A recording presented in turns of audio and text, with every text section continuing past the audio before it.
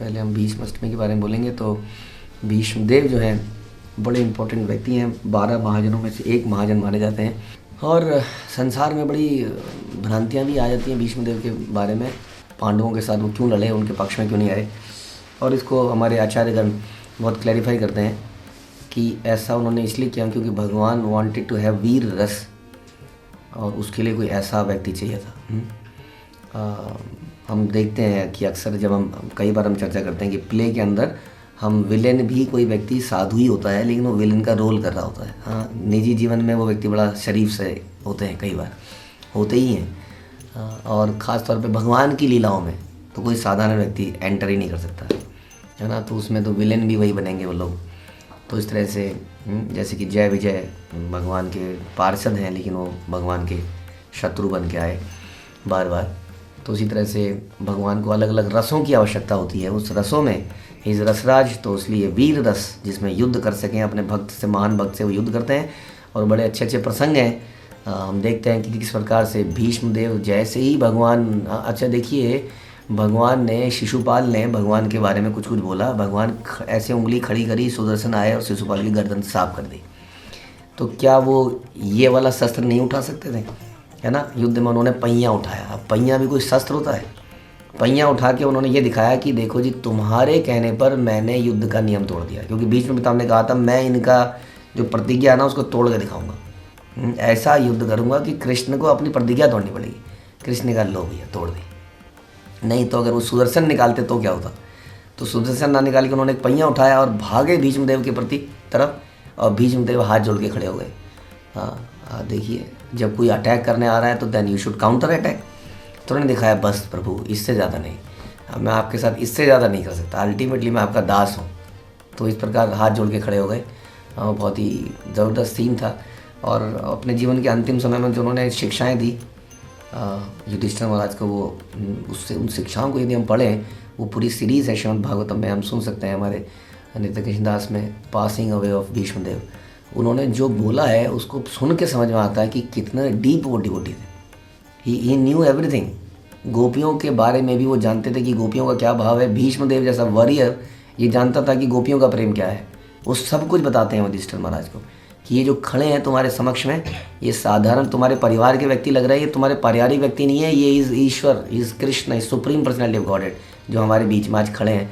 और उनको देखते हुए भीष्म ने प्राण त्यागे। ऐसी मृत्यु ग्लोरियस मृत्यु मानी जाती है, वन ऑफ द ऐसी मृत्यु और पता नहीं कहाँ हम सुनने को मिलेंगे, जिसने भगवान के दर्शन करते हुए, हम लोग चिंतन करते हुए जाते हैं, वो चिंतन तो कर रहे थे, साथ में सामने साक्षात भगवान के दर्शन करते हुए उन्होंने संसार से प्राण त्यागे। ये उनका जो श्राप कह लीजिए, वरदान कह लीजिए, इच्छा मृत्यु, उसका लाभ उन्होंने मैक्सिमम लाभ उठाया कि तभी प्राण निकालूंगा जब कृष्ण सामने होंगे। इसलिए वो बाणों के साथ लेटे रहे, क्योंकि युद्ध चल रहा है, अभी तो युद्ध चल रहा है, अभी टाइम कहाँ है किसी के पास।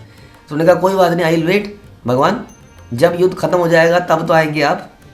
हाँ, तो लेटे रहे बाणों में। कितना पेन सहन किया होगा उन्होंने, just to wait for that moment कि कृष्ण वहाँ पर आए और वो प्राण त्यागे। वैसे हम जानते हैं कि वो एक द्यूग नामक अष्टवसु में से एक थे। तो अष्टवसुस जो कि वशिष्ठ जी की गायें चुराने की वजह से इनको श्राप मिल गया था। And the main culprit was द्यूग, जो कि बाद में भीष्म बने, देवव्रत बने। तो ये आठों के आठों वसुस को ये श्राप मिला कि आप संसार में पैदा होंगे। उधर गंगा देवी को अलग श्राप मिला था, क्योंकि वो ब्रह्मा जी के ब्रह्मलोक में वो और महाभिषेक एक राजा हुए थे। इन राजाओं ने, इन दोनों ने ब्रह्मा जी के लोक में, ये दोनों खड़े थे आमने सामने, और इन्होंने एक दूसरे को थोड़ा सा डिफरेंट नज़र से देखा। तो ब्रह्मा जी ने कहा तुम लोग नीचे जाओ, ये काम दाम नीचे होता है, यहाँ नहीं होता है सब। तो वो नीचे आ गए और उनको श्राप मिला था। तो गंगा जी ने बाद में क्षमा मांगी, तो उनको बोला कि अच्छा नो प्रॉब्लम, ये 8 बच्चों को पैदा कीजिए, ये अष्टवसु होंगे जिनको अलग से श्राप मिला हुआ है, उसके बाद आप वापस आ जाना। बाद में अल्टीमेटली शांतनु, कहानी लंबी है लेकिन अल्टीमेटली शांतनु का विवाह गंगा जी के साथ हुआ और उनके ये 8 पुत्र हुए। गंगा जी का ये रिक्वेस्ट थी कि you will not ask any question from me, हाँ मैं कुछ भी करूँगी, आप बोलोगे नहीं। करना क्या था उन्हें अपने बच्चों को गंगा जी में बहाना था, ये करना था उन्हें। बड़ा मुश्किल बात थी। एक एक बच्चे करके सारे बच्चे बहा दिए गए, 7 बच्चे बहा दिए गए। पानी में, और वो चुप रहे, बोल नहीं पाए क्योंकि बोला था, प्रॉमिस किया था। तो इस प्रकार से ये 7 वसु जो है मुक्त हो गए अपने पाप से, अपने श्राप से। लेकिन 8वें वसु को ये था कि he has to live long, क्योंकि वो मेन कल्प्रिट थे और वो एक हीरो बन के संसार में रहेंगे। तो जो भी था, उसके बाद में 8वां पुत्र होने से पहले शांतनु जी को से सहन नहीं हुआ, उन्होंने टोक दिया। और जब टोक दिया तो गंगा जी ने कहा अब तो मैं चली। हाँ, तो गंगा जी वहाँ से चली गई क्योंकि प्रॉमिस टूट गया था। जो भी है, ये लीला होनी थी। उसके बाद में देवव्रत का अलग से पालन पोषण किया गया और एक महान राजा बन के वो फिर से शांतनु को मिले। और उसके बाद में आप जानते हैं कि शांतनु जी को सत्यवती से प्रेम हो गया, उससे विवाह करना चाहते थे। लेकिन उनके पिताजी ने क्या बोला? उनके पिताजी ने बोला कि बेटा तो इसी का राजा बनेगा। हाँ, आप शांतनु जी, आपका एक बेटा ऑलरेडी है, भीष्म, बहुत बड़ा ज़बरदस्त आदमी है। हाँ, लेकिन अब ये मेरी बेटी के तो नौकर चाकर बन जाएंगे, तो मेरी बेटी के बच्चों को राजा बनाया जाए।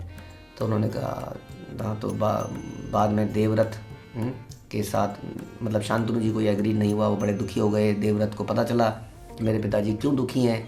वो मछुआरे के पास गए सारी कहानी पता चलने पर। तो मछुआरे ने सारी कहानी बताई। तो उन्होंने बोला अच्छा ठीक है, तो मैं राजा बनूंगा ही नहीं, और लो मैं प्रतिज्ञा लेता हूँ। तो उन्होंने कहा तुम राजा नहीं बनोगे, कल को तुम्हारा बच्चा आ जाएगा बीच में। तुम इतने महान खतरनाक व्यक्ति हो, तुम्हारा बच्चा क्या करेगा? वो तो कर देगा सब, वो अधिकार मांग लेगा, फिर क्या करूँगा मैं? तो उन्होंने कहा अच्छा, मैं आजीवन ब्रह्मचारी रहने का प्रतिज्ञा करता हूँ।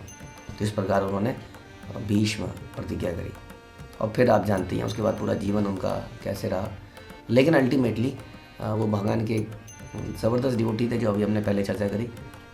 तो हम लोग उनसे प्रार्थना कर सकते हैं कि कितने जीवन में कष्ट आते हैं हमारे, उन कष्टों में भी कैसे कृष्ण भावना में बने रहे। इस एग्ज़ाम्पल, इतने कष्ट मैंने नहीं सुने कि हमारे शरीर में सुइयाँ भी चुबो दी जाएँ।